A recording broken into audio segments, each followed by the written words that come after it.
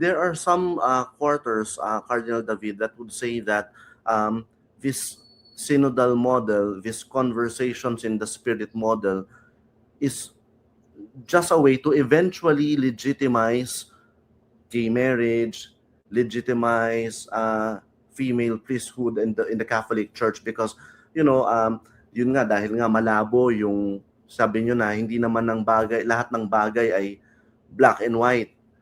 So in the end, there are quarters that would say that in the end, the agenda is to slowly sweet talk the church into legitimizing things that it has rejected in the past.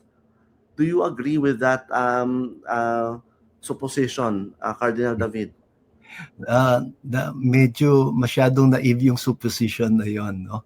And actually, I find it a bit ridiculous because I didn't feel any such agenda doon sa aming conversations in the spirit, no?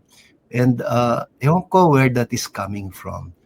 Siguro that is tempered ideologically, no, by a strong suspicion or a strong reaction to any innovation in the church, no?